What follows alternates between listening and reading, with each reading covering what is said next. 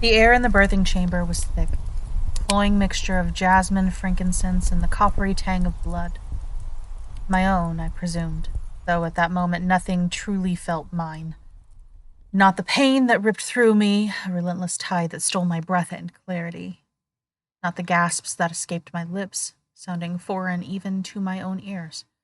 And certainly not the future of this tiny, squalling creature they were now placing on my chest.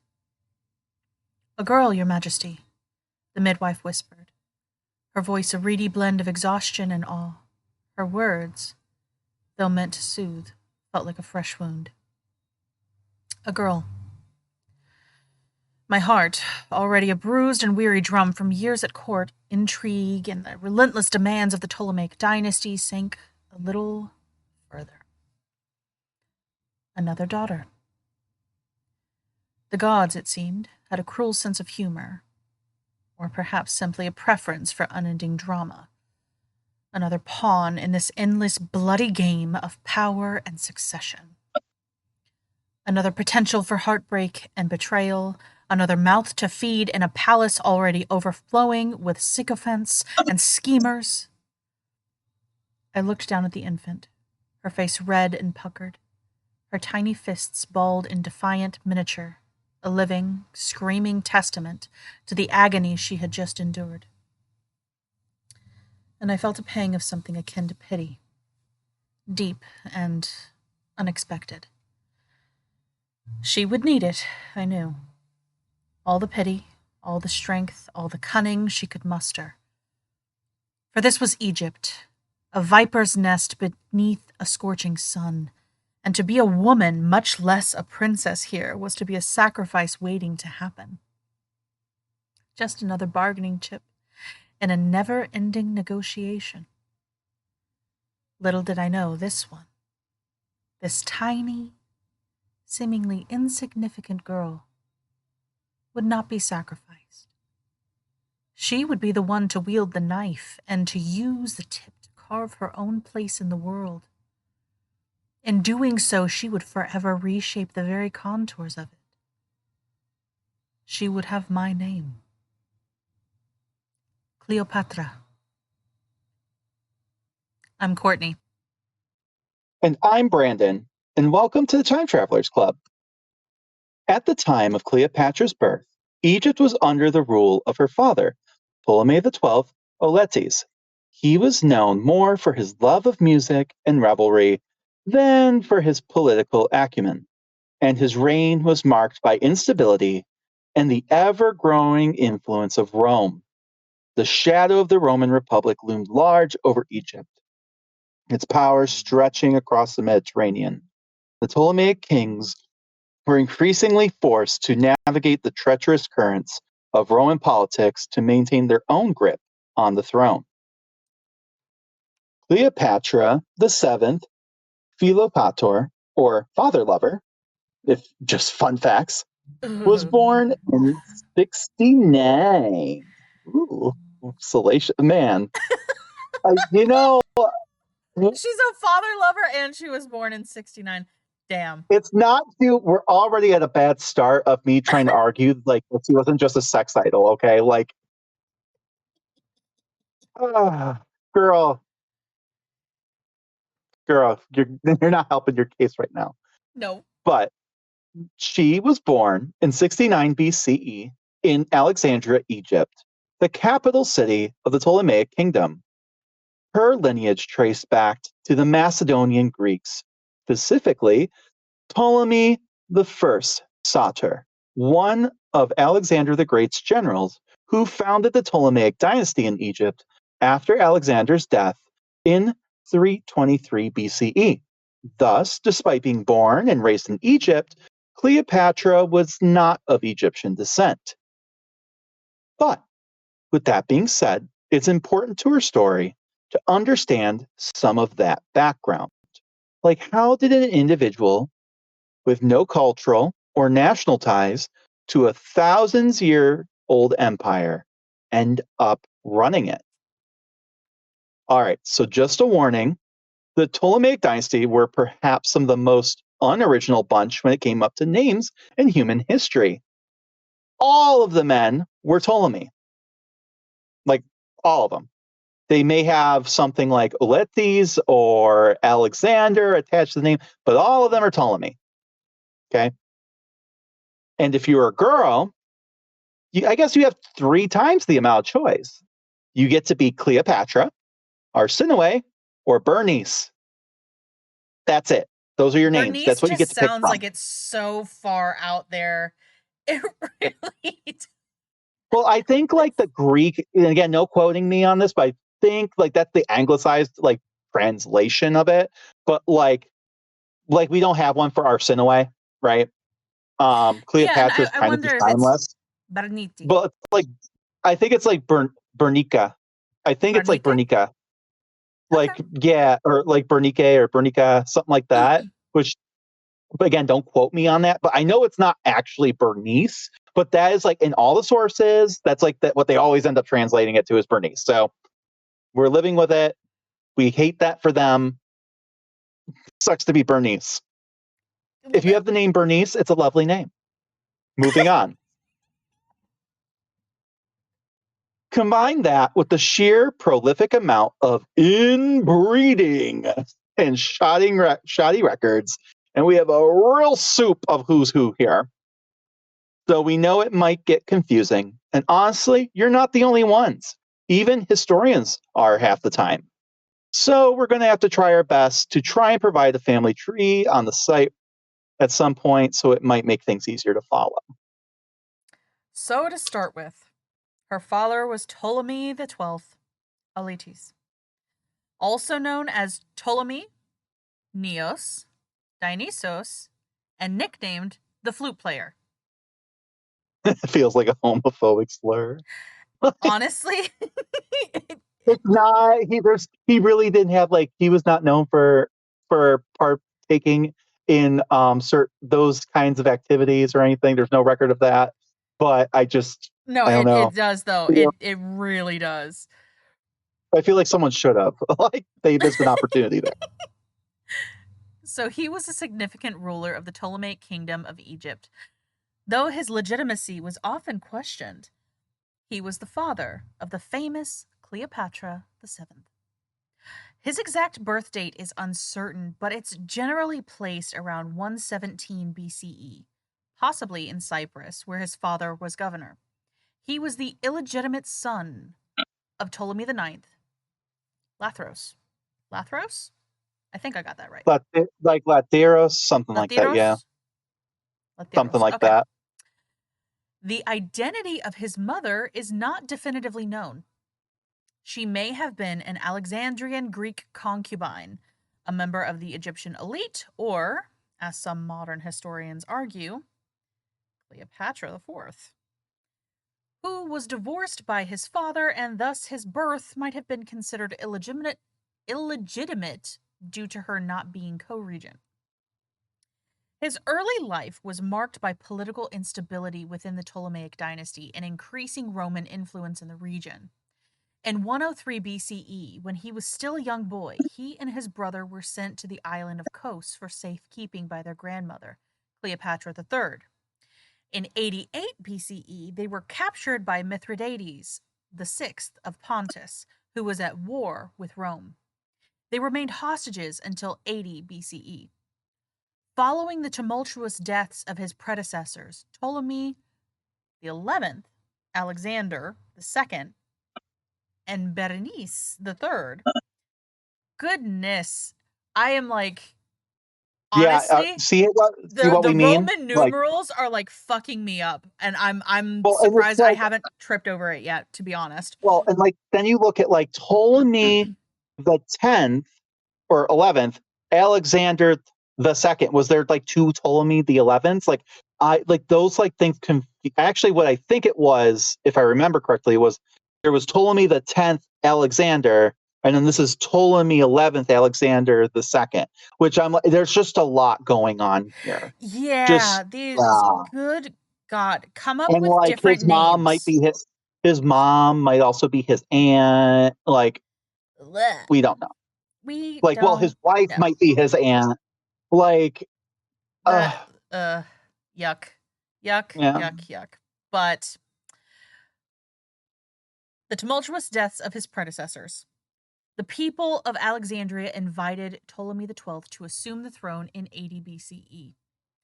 His reign was officially backdated to his father's death in 81 BCE, effectively ignoring the brief reigns of Berenice III and Ptolemy XI.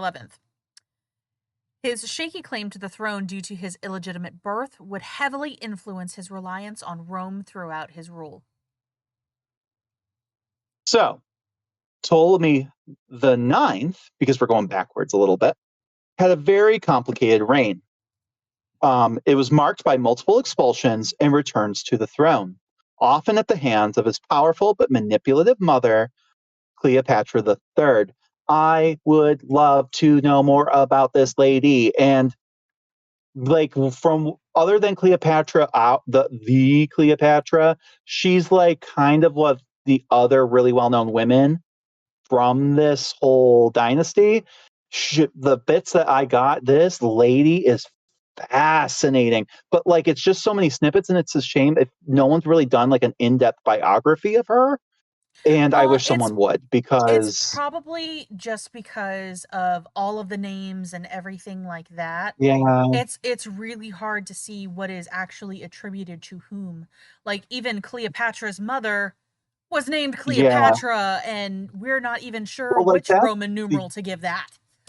But like that's the thing with like Cleopatra the Third. Like she was a mover and shaker, so we do know actually, quite a bit, and can definitely attribute things to her. It's just like one of those things that it's like a lot of like sources all over, and no one's come to take them all together and make something more comprehensive out of it. You know what I'm saying? Like Well, that sounds like it's something like that we can it's like do. having 100 newspaper articles Yeah. but no one's wrote a biography. You know what I'm saying? That's more what it is. It's like, ugh, if someone would take the same amount of time for her as they did for the famous Cleo, and just saying, like, it could be done. Maybe one day I'll be that person, but probably not. Like, it's a little outside my purview, but and that seems like overly ambitious for me. But I just want someone to do it. But anyway, I digressed. So, but who was she? As I was asking, who is Cleo the Third? Who is this lady? Or was she just using the tools she had? As you will see, this family made the ones from Game of Thrones look like the ones. Those people look like they're from the Disney Channel. Like, it's not great. Mm-mm. Not to mention, her male counterparts were guilty of the same things, but not labeled as such.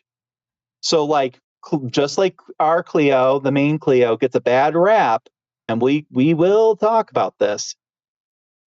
Men were doing literally the same things or participating with her in that activity, but they're not marked as being manipulative. They're being marked as brilliant, tacticians, political, geniuses. But if you're a woman, what are you, Courtney?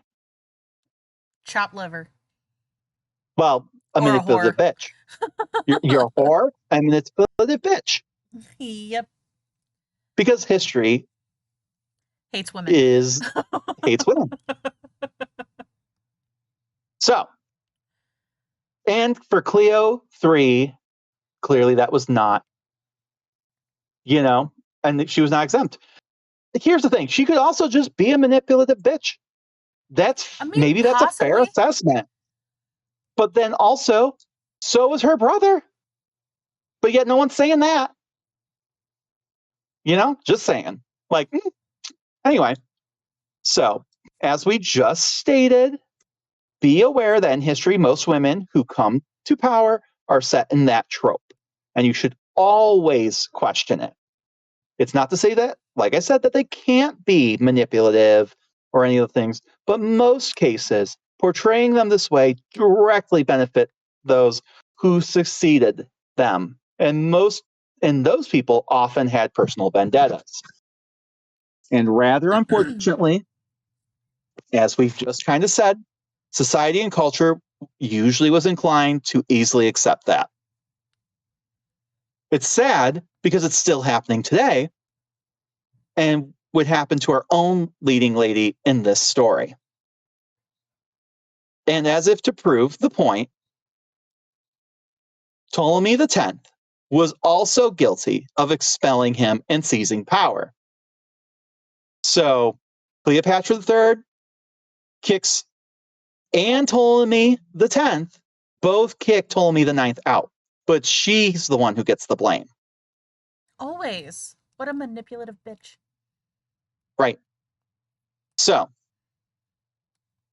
he would ultimately rule in 3 separate stints, though, from 116 to 110 BC, from 109 to 107 BCE, and because this guy just doesn't know when to give up, finally in 88 to 81 BCE. I mean, guy know what he wants. I would have given up the first time. I've been like, I'm alive. I'm gonna stay You can that keep way. it. I'll say, you're telling me I have to stay on this island and be rich? I guess. I don't know, man. Damn. But third time was not the charm, because in his final reign, it ended with his death. Yay! While the exact circumstances of his death are not entirely clear in amounts, some sources suggest he died of natural causes, possibly in December of that year, around the age of 60. However, it wouldn't be fun if that's the way it went down, right? So there are other accounts that indicate he may have been killed by an outraged Alexandrian populace after he plundered the tomb of Alexander the Great to pay his troops during a rebellion. This act would have been seen as a sacrilege and deeply angered the citizens. Oof. Next up was Berenice III. Berenice III was Bernays, Berenice. Bernays, Berenice. Bernays. You know what? I'm gonna bring out my southern accent for this one. Next up was Berenice III. I want to say her name's Bernie. Bernie. She was Bernie Sanders, daughter of Ptolemy. Yes. But she was the daughter of Ptolemy IX Lathyrus, and thus Ptolemy XI's half sister. She was a popular queen and had a significant role in the succession. She had been co-regent with her uncle husband, Ptolemy X Alexander I, from 101 I to get 88 that right. BCE. Yeah. Ew. Um No, I was so upset. Like, why is he Alexander the Second? Like, oh, because I was right. It was Ptolemy the 10th, Alexander the First, Ptolemy the 11th, Alexander the Second. Yeah, no. Tell I me if don't you're like that. confused yet. Tell me if you're confused yet. I am more wound than a ball of yarn. I have no idea where we're going. I mean, so's this family tree. Pretty much, it's a wreath, but not even a full wreath. It's a fucked up wreath that has all sorts of twigs that are just going across. So after Ptolemy IX's death in 81 BCE, she reigned as the sole monarch of Egypt for a few months. She was very popular with the Alexandrian people. Oh, that's nice. However, the Roman dictator Sulla intervened and effectively forced her to marry Ptolemy the 11th, Alexander the 2nd. So she had the same name for the man, just had to put a second on there. It's great. Yeah. I mean, at least it'll be easy for her to remember her new husband's name, right? I mean, yes, just put a 2 on there. It's fine. So this was Ptolemy the 11th's cousin, son of Ptolemy the 10th, Alexander the 1st. This marriage was meant to stabilize the succession in a way favorable to Rome. First of all, who the hell asked this guy's opinion in the first place? The audacity of the Romans is mind-blowing. They like to paint a story about the Romans begrudgingly became an empire, but don't get it twisted. That is how the power of the Augustan propaganda working 2,000 years later. But also, God forbid, a woman be in charge without a male handler, even if they aren't even in your damn country. Seriously, the audacity. It reminds me of South America. Tangent incoming. But, well, surprise, surprise, the marriage proved disastrous. Just 19 Surprise, days. surprise. Surprise, surprise. Just 19 days after their wedding in 80 BCE, Ptolemy the 11th murdered Berenice the Third. No, not Bernie She Sanders. Murdy Sanders. No. No, Seriously. Fuck you, Rome. Go fuck yourself, Rome. God, you Goddamn. fuckers. She was doing fine. They killed Bernie Sanders. Everyone loved her. Ridiculous. So That's why she had to die. now, by process of elimination, at last, we have Ptolemy the 11th, the guy who just murked his sister wife. Yay! Cousin wife? Cousin sister wife. I'm sure she's a sister. Anyway, genetically. Anyway, again, surprising no one, his reign was exceptionally brief and ended violently, which, good, right? Mm-hmm. So, making sure no one would have ever liked him, he was placed on the throne by Roman influence and forcibly married his sister wife, like we just said. Then we have his decision to murder his popular sister wife just 19 days into their marriage. Like, he didn't even give it a month. No, that's damn, dude. Like, That's what was the point? not even 3 weeks. Like, it feels like it should have been, like, it's inconvenient to have married her at that point. If you were just going to murk her, like, why bother? You could have just, like, I mean, it doesn't make you any less related, like, or more, you could have just murked her for being a woman. That's what everyone else did, Mm-hmm. and it probably would have been more successful. But whatever. But killing your sister wife, frowned upon, which I suppose the bar is on the floor. The bar is in hell. Yeah. And speaking of hell, I always say, like, the French really know how to throw a protest or a riot. Ptolemies must be their ancestors or the Alexandrians must be their, like, spiritual ancestor, because for real, whenever you hear about an Alexandrian uprising, it's brutal and does not end well. No. For the person in charge. So they marked him. Because what the fuck, dude? Like, you killed. and it's nice that they actually liked her, which honestly, like, makes that so much more tragic and fucked up. Just because actually having a ruler that the people approve of, like, that is good shit and very rare. Yeah.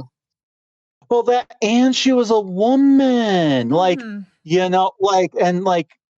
Yeah, 6 months is not a long time, but as we're going to see in the story, there's people who, women come to rule and stuff like that, and, like, they need, in the same amount of time, they get murked because they don't like them, right? Mm-hmm. But, like, here they seem to be doing a good job, at least as much of a good job as you can do in 6 months, I suppose. But, like, people, like, if the Alexandrians like you, you're doing something right.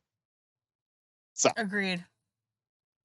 in response to her absolutely unnecessary murder, the enraged citizens of Alexandria rioted and they lynched him, strung him up. Ptolemy the 11th, Alexander the 2nd, was lynched in the gymnasium in April 80 BCE. And no one is sad about that. Nope. No Deserved one. it. Nope. Boo Yep. hiss. Screw you, guy.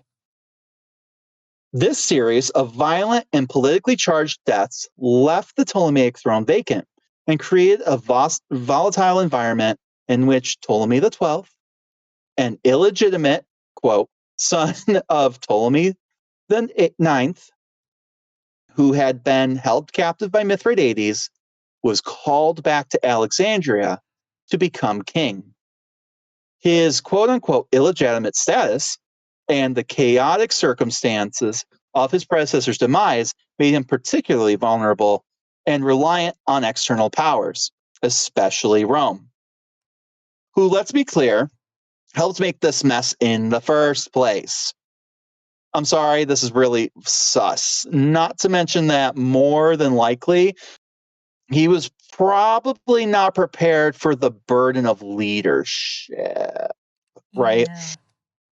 As an illegitimate child, why would he be? He would have never been meant to rule. I mean, think about all the people that just died that were ahead of him, including a girl. Mm-hmm. Like, do you think, I mean, like, yes, he was noble and educated, sure.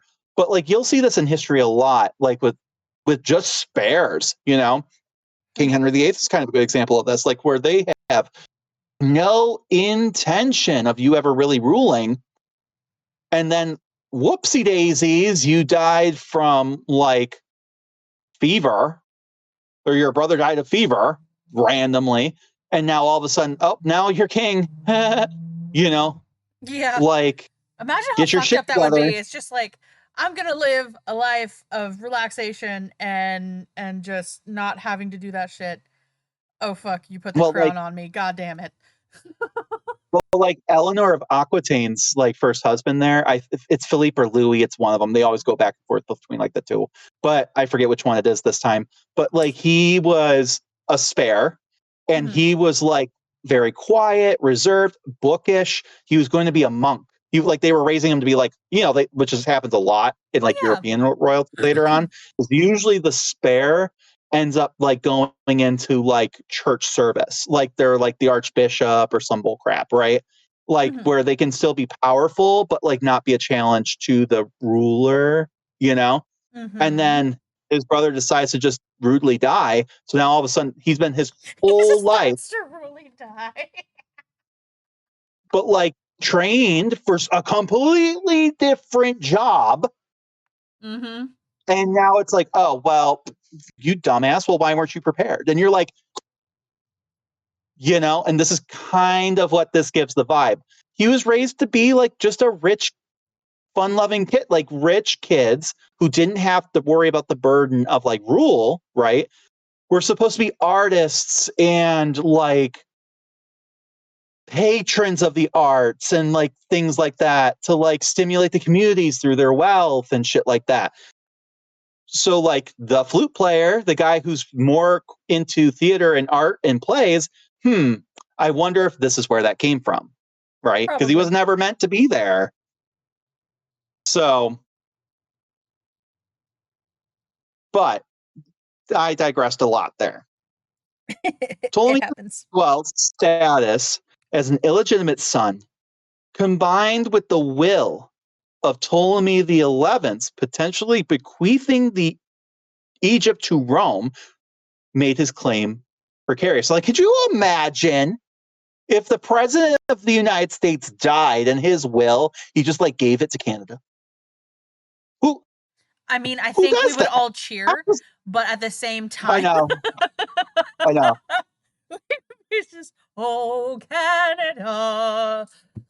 Actually, let's change that around. He gives it to Russia. Oh, yeah, no, fuck that. That's more realistic. But no, for real, like, could you imagine? Like, and like, I get it. People are gonna be like, well, they're kings. They're like, yeah, but like, you still have, even when you're an absolute ruler, Mm-hmm. like, you're dead. How are you going to enforce, right? Like, all you're Yeah. going to do is piss people off. You're just destabilizing your own nation. Or Like, they it do that on doesn't make purpose. sense. No, they do that on Like, purpose. Like if you truly think about it, people that are that fucking hard on for rule and hard on for, you know, being in charge, they don't want somebody to be succeeding them. well, like, there's also this, like, cultural thing. And this is why, like, again, Rome tries to be like, oh, we didn't want to be an empire. Fake news, bitch. Because down the road, you may have heard of her, Boudica. Similar crap went down, Yep. right? I can't wait Like, to cover Boudica. Oh. like, but it's like this idea of like, oh, when we colonize you or want your territory, so then when we help you or we support you or whatever, and then when you die, those lands are going to be left to us. And then God forbid you don't, well, then you end up with people like Boudica, because they do terrible things to you. and then Boudica says hell to the nah. But like you see, like this is a thing. Like Rome comes in and just they just gave us the land. They loved us so much they left us in the well. Thank you.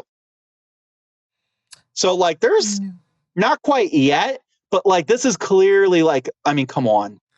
Come on. There's Yeah. a pattern, you know. So the Alexandrian populace was not thrilled. And as we know, they get real lynchy and real stabby real quick. So, shortly after his ascension, Ptolemy XII married Cleopatra V, who is conventionally described as his sister, but was likely also his cousin and niece. Ugh. Which, wow. It just Anyway, the family I tree is can't braided. even. Yeah, Oh but I can't even. I'm trying to like imagine how that works. I can't. Like it's just like I can't figure it out. no, It's almost harder than no, just not being this. like, here's like the thing. it almost needs like a new name. Like you can't It be all of these things. really You have to have a new does. thing. You do, and at the same time, like I'm sitting here and I'm just all I can hear is that really old song, "I'm My Own Grandpa," in my head, and I'm just like, it's so true though. Ooh, Yeah, that's like scary. Cersei and her brother have nothing on this. Like, Yeah. God, this marriage though, was a standard Ptolemaic practice to quote unquote strengthen the royal legitimacy and produce heirs. I Creepy. will say, as a side note, like the amount of inbreeding here, I'm more surprised they really weren't deformed and messed up. Like, more so. Like, you don't really Mm. hear a lot of that. You don't I really hear honestly, about that. I wonder how many miscarriages happened because I can Oh, for almost sure. guarantee they had Yeah. some. They Yeah, woof. but like the Habsburgs have the Habsburg jaw. Yeah, Tutankhamun, an Egyptian parallel here, was known for his messed up leg, bad teeth, all these yeah, health problems because he was so inbred. And it's like, again, this is not like their first dabble into sister loving, like this is, if we've gotten to the point where your cousin, sister, nieces, and yeah. nephews, like That's just it's we've dabbled for creepy. a while. And that's why I'm more surprised than anything else that like you don't really hear even in the Roman propaganda, like that these people weren't all fucked up and fugly, you know, Yeah, like I just find that interesting. it is So interesting, and I almost wish that we had like the DNA just to look yes, at it, just to well, look at it. I was just thinking that too. Like God, I culturally, of course, I would love to find Cleopatra's tomb because like she's a queen, but like just from the genetic standpoint, I'm like, okay, I think this is just going to answer a lot of these family tree questions. Like we Yes, need we to need to figure know. this out. Like, All right, so back to it. So while we are here to talk about the mother of Cleopatra VII, to start with, she is widely believed to be Cleopatra V, Tryphania, who was the only surely attested wife of Ptolemy XII. However, as we are starting to get used to here, the available information on her background and exact role leading up to Cleopatra VII's birth is somewhat limited and subject to historical debate due to the scarcity of clear records. Part of that scarcity is, of course, time. 2100 years is a long time to hold on to any record of anything. But throw in that she's a woman, there are two things that up until very modern times historians didn't give a damn about: children and just women in general. To modern audiences, this might come as a shock, but that's why in a lot of these stories, our characters seem to come out of nowhere, fully formed. It's also why there is so much speculations for motives of their actions. We now know that that's a lot of how we function as adults are influenced in these formative years. Also, women matter, like no explanation needed, and honestly we should have known that one, but it's female erasure. That's just the nature of it. But or one of the in layman's things terms, or in layman's terms, history is a bag of dicks. History is Yeah, a like bag of dicks. Ah. professional term. You heard it from me. It's a fucking sausage party. Oh, God. But one of the things we are looking to do here is fill in some of those blanks with our main characters. The actions of Cleopatra's ancestors and conflicts that arouse, and conflicts Oh, that arose during her childhood most certainly had an effect on her later. Fortunately, we have quite a bit of info to help us along, or at least we have more than nothing, unlike her mother. so on that note, here's what is known or generally theorized about her mom. Her parentage is not definitively recorded. So this leads to several theories. She may have been the illegitimate daughter of Ptolemy the Ninth, the same dad as her husband, mm-hmm. Mm-hmm. Or a illegitimate daughter of Ptolemy the Tenth. Either of those don't seem great, but I guess one would make her less of a half sibling. But some sources suggest she was the daughter of Ptolemy the Tenth and Bernice the Third, which I don't get. But That makes no whatever. sense. No, I'm getting the Ptolemies mixed up. I'm thinking, how the hell does she get? I mean, that would have been one hell of a pregnancy, 19 days, but that's one hell of a preemie. But I'm like, oh, that's the No, 11th. that's That's the the 11th. second. That's Alexander the Second, Ptolemy 11th, Alexander Yeah. the Second. Okay, Not telling okay, me 10th Alexander the First. Different person, different person. true. Okay, so that makes sense again. So we're Again, even getting cousins. confused. We're terrible. Yeah. Yeah. So, right. Um, but anyway, if she was the daughter of Ptolemy the Ninth, she would be Ptolemy the Twelfth's half sister. The traditional Ptolemaic practice of sibling marriage makes the quote unquote sister designation in Egyptian texts ambiguous and it is often referred to as a familial relationship rather than a literal sibling. Like again, if we couldn't make this any more complicated, we don't even know when she was born or how old she was during any of the events that she was mentioned to be a part of. She could have been 10 years old or 30 years old when she was married, for all we know. And yet, that is a problem, right? Those are two completely different stories. Mm-hmm. Was she a child bride? Was she an adult? Who knows? We just don't have any good answers. And therefore, because of this, we can't even speculate. But fast forwarding a lot, however old she was, she married Ptolemy the 12th in 79 BCE, shortly after his ascension to the throne. They were recognized as co-rulers and received divine worship as Theoi, Philopatrones, Kai, Philadelphoi, father, brother, and sister-loving gods. I want to throw up. Mm. Uh-uh. I mean, like, if it wasn't literal, right? Because you would be like, how kings would sometimes talk to each other and be like, my brother or like my sister, like old Yeah. timey talk. But like, and I think that's kind of like what they're trying to do. But we also know they could be at least two of these things. Ugh. Yeah, they could be But very, very, very, very, very, very literal. but Cleopatra V initially served as co-regent with Ptolemy the 12th, with her name appearing in official documents and monuments alongside his from 79 BC onward. With that being said, Cleopatra V's relationship with her children is a complex topic, largely due to the limited and sometimes contradictory ancient sources. While she was undoubtedly the mother of some of Ptolemy XII's children, the exact number and her role in their lives, especially after her disappearance from the records, are a matter of historical debate.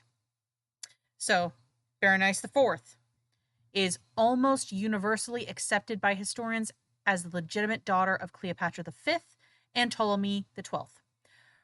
Her birth is typically placed around 78-79 BCE, making her Cleopatra VII's older sister. She will be really important later on, but for now, that's all we will say on it. So, Cleopatra VII. Around the time of Cleopatra VII's birth in 69 BCE, Cleopatra V's name began to disappear from monuments and papyri. A papyrus from 69 BCE, where she would typically be mentioned if alive, notably omits her name.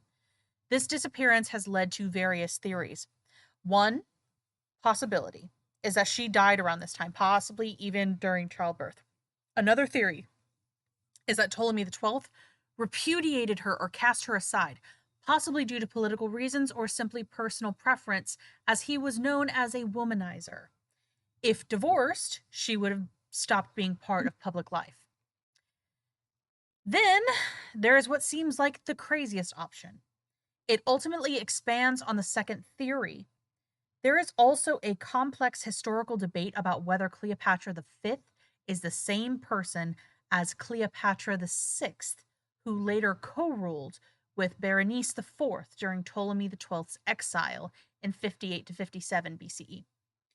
If they are the same, then Cleopatra V did not die in 69 BCE, but simply went into seclusion or was removed from public life by her husband. If they are different, then Cleopatra VI would have been a daughter of Ptolemy XII and Cleopatra V. Most modern historians lead towards the view that Cleopatra V and the supposed Cleopatra VI are the same person, meaning she lived until about 57 BCE. Despite the uncertainty surrounding her disappearance, most scholars believe Cleopatra V was indeed the mother of Cleopatra VII. Had Cleopatra VII been illegitimate or born to a concubine of lower status, her Roman enemies would likely have exploited this fact, as they could never have enough reasons to hate on her. But for all intents and purposes, Cleopatra VII was accepted as a legitimate princess by her father and presented as his heir, and this supports Cleopatra V being truly her mother. While some theories suggest Cleopatra VII's mother might have been an Egyptian noblewoman, the prevailing view is that it was Cleopatra V, who, to put it plainly, was Macedonian Greek. I know that will disappoint some of you guys, but that's what the evidence points to. So Arsinoe IV, Ptolemy XIII, and Ptolemy XIV. However, due to the uncertainty of her ultimate fate that we just discussed, here again is where things get sticky. The three younger children of Ptolemy XII are, of course, generally accepted as his, but whether Cleopatra V was their mother is less certain. If Cleopatra V died or was permanently sidelined in 69 BCE, then these younger siblings, Arsinoe, born in 65 BCE, Ptolemy XIII, born in 62 BCE, and Ptolemy XIV, born in 60 BCE, would have been born to another unknown mother or concubine of Ptolemy XII. Ptolemy XII was also known to be a womanizer, this making plausible scenario. However, and therefore, it is still possible that she was their mother, as her disappearance from the records doesn't definitively mean that she stopped bearing children. Some modern scholars, such as Christopher Bennett, argue that Cleopatra V was likely the mother of all of Ptolemy XII's known children. This view emphasizes the lack of definitive evidence for another mother and the dynastic importance of having legitimate heirs from the queen. Regardless of their mother, these siblings wow, siblings? We got siblings now. Siblings. It's from all that inbreeding. It seriously is. These siblings played crucial, often tragic roles in Cleopatra VII's own reign, becoming her co-rulers and eventually rivals. In essence, Cleopatra V was undoubtedly a key figure in the continuation of the Ptolemaic dynasty through her marriage to Ptolemy XII and her role as a mother. While her relationship with her eldest daughter, Berenice IV, was clearly intertwined politically, especially during Ptolemy XII's exile, her personal relationship with her children, particularly Cleopatra VII and the younger siblings, remains largely speculative due to the historical gaps in our knowledge of her later life. In summary, Cleopatra V served as Ptolemy XII's queen and co regent from his ascension.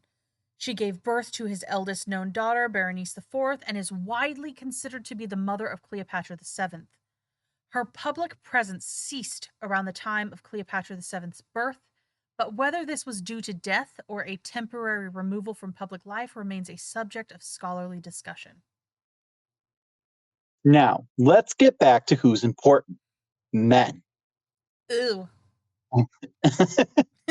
So while he was proclaimed king in Alexandria in 80 BCE, Ptolemy XII underwent a traditional coronation as pharaoh in Memphis of 76 BCE. This act aimed to solidify his legitimacy in the eyes of the native Egyptian population. He also embarked on a policy to improve the position of the native population, though this would be increasingly strained by his financial needs. To maintain his position and deter Roman annexation, Ptolemy XII embarked on a policy of extensive bribery towards powerful Roman figures. This began almost immediately and would be a defining feature of his reign. This led to massive financial difficulties for Egypt. He raised taxes, which caused widespread discontent among the Egyptian populace, and increasingly resorted to taking out massive loans from Roman bankers. As it's almost like he didn't get this training. At Huh. all. Right. It's almost like he wasn't trained to deal with the finances of an entire nation.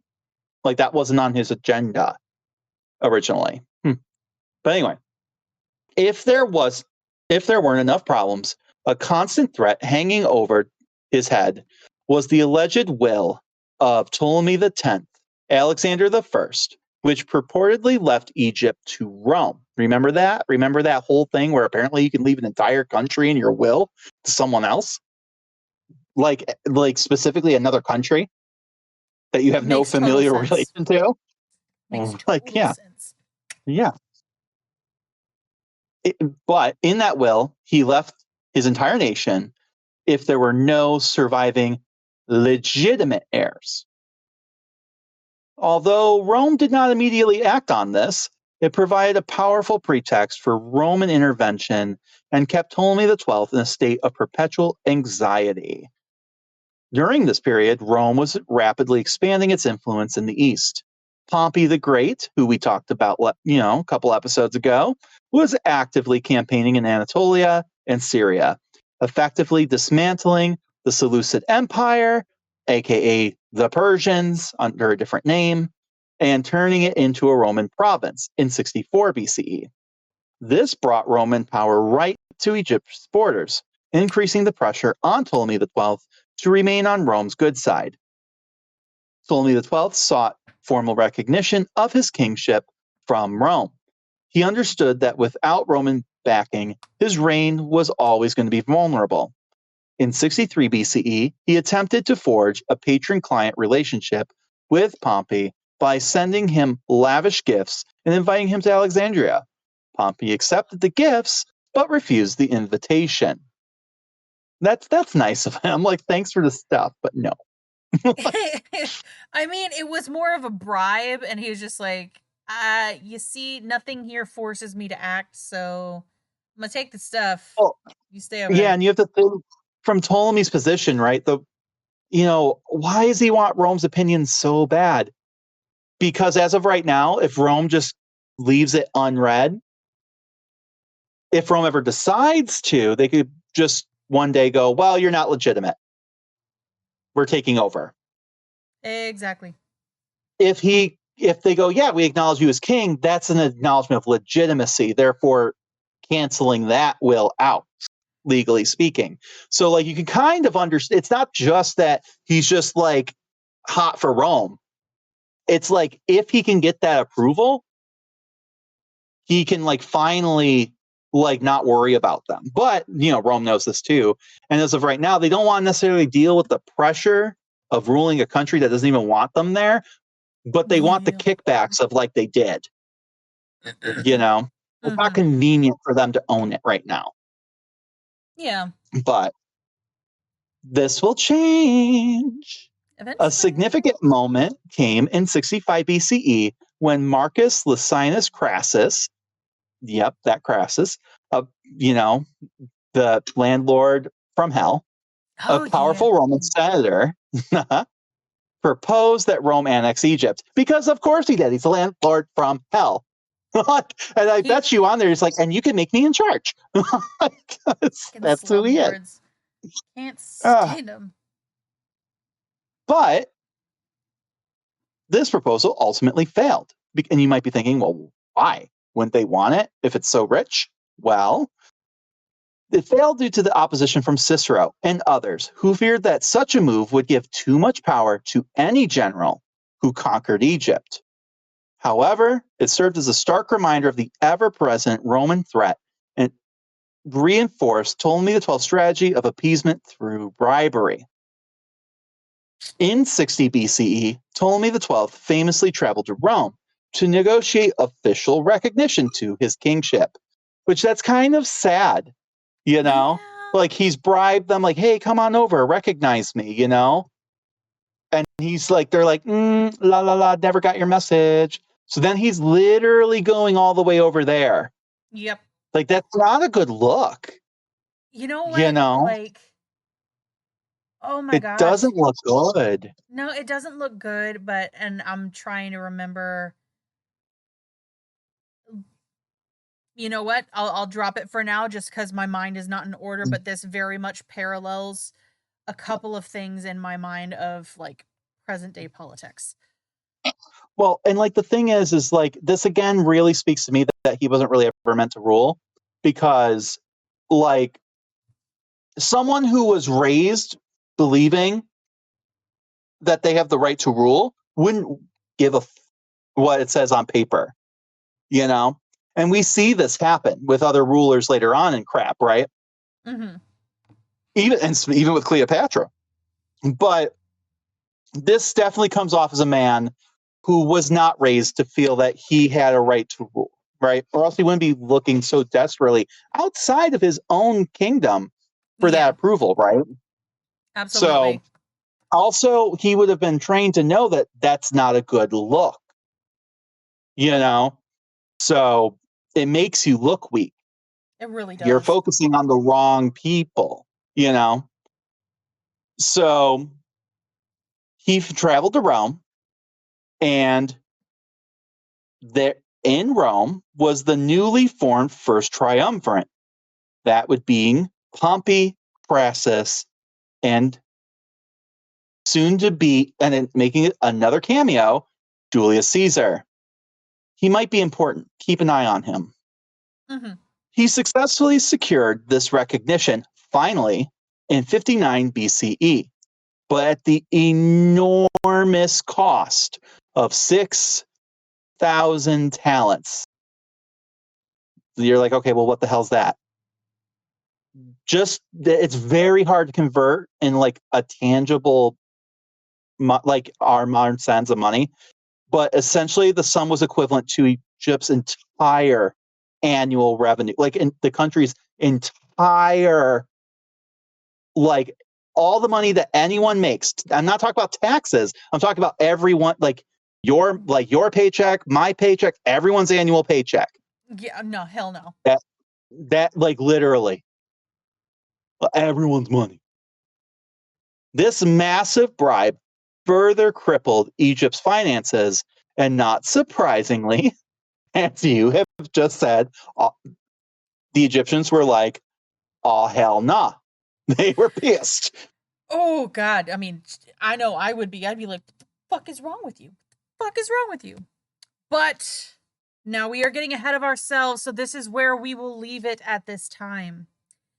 Cleopatra was simultaneously born into the wealthiest and most powerful family on earth, as well as the most dangerous one. All of the intrigue, betrayal, and violence that had plagued the dynasty for centuries would come to a crescendo with her. Next time, we will take just a step back and focus specifically on her now, exploring her childhood and formative years in this house of sin. I'm sure she will come out fine and not be traumatized by any of this at all.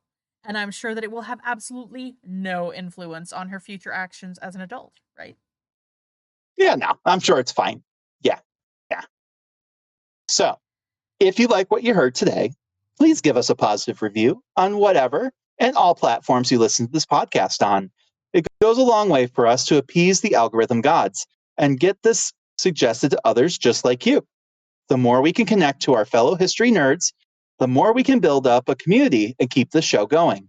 So, wherever you're listening to this, whether it be Spotify, Apple, iHeart, or YouTube, if you like us, take the time to give us a positive review. It goes a long way for us. Also, we have a Patreon where you can hang out with us and get exclusive content like video casts where we might try to make some ancient recipes, talk about topics that couldn't fit into the main arcs of the podcast, and just generally being batshit and dumpster fires. All for the price of a latte per month. Research materials and books cost a lot of money, and it takes us a lot of time to create this show, so anything that you can provide would be a huge help. If you have any ideas, comments, or just want to say hi, you can reach us at timetravelersclubpodcast@gmail.com. We can't wait to see you again next week, and as always, thank you for listening. Have a good one. Bye for now.